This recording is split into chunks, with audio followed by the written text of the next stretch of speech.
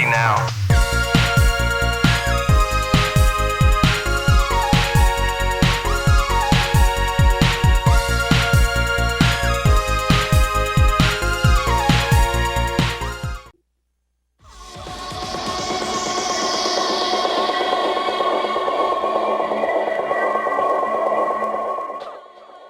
As Microsoft looked to capitalise on the cool craze of Wipeout, Curly Monsters seemed like a perfect candidate to create this game, having been comprised of former developers from Psygnosis.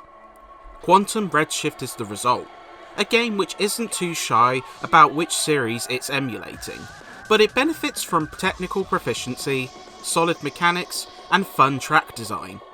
In an ironic twist, the fledgling developer's attempts to break from the norm hurt the game the most, as focusing on a roster of unlikable characters and trying to interject story into the proceedings feels like a completely missed opportunity.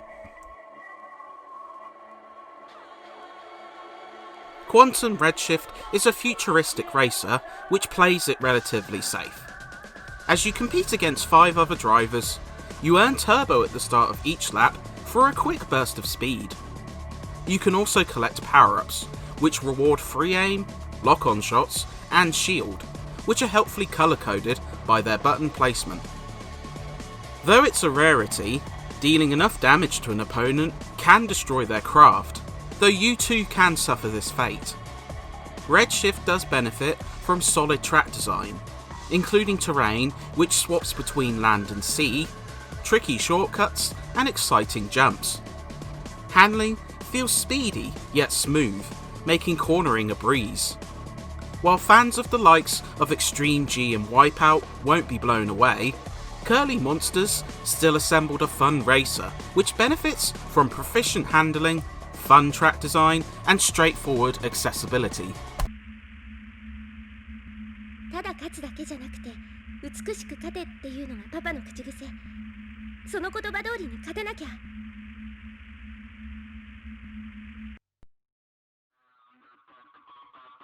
It's actually Quantum Redshift's deviations which harm the game more.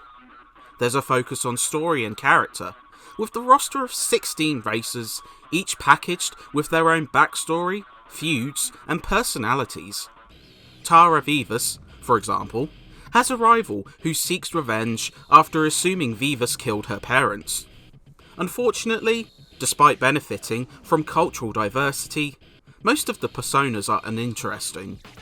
The minimalistic, poorly voiced cutscenes fail to heighten the drama, meaning walls of backstory texts serve as better sources of information. The tournament mode fails to do a lot with these stories, as while characters can talk smack before races, only the Nemesis events showcase back and forth dialogue. Endings last under half a minute, failing to entice slogging through harder difficulties, which is a shame.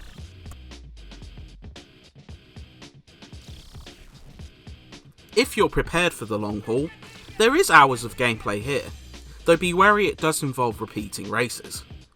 Tournament is split into 5 difficulties, which range from the basic novice difficulty to the intense Redshift mode, which will break all but the most skilled of players. Each difficulty ups the length of races, the AI skill, and the number of events, but playing through higher difficulties rewards more characters, including all of the Nemesis characters you face. Thankfully, you can gain an advantage from the interesting vehicle upgrade system, as points earned while driving allow you to improve power-up damage, boost length, and shield capacity. Outside of this, you can also test your speed with time attack, practice on individual tracks with single event, and play against up to 3 other players, though sadly it only hosts a single mode, though seeing it in action is still impressive at the least.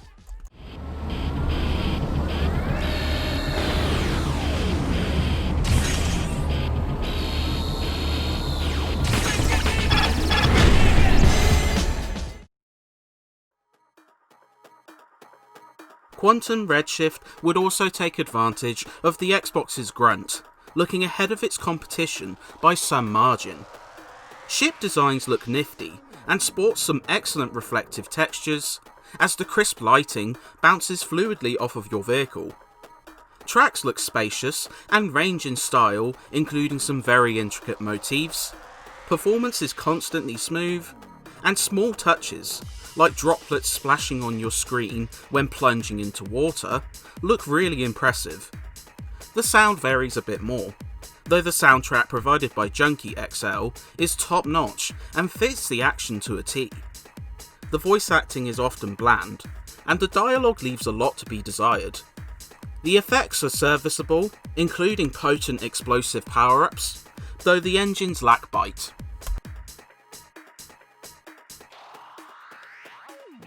Quantum Redshift certainly doesn't win points for originality, but it's easy to tell the developers had experience with the genre, crafting a solid racer which is fast, fluid, and fun.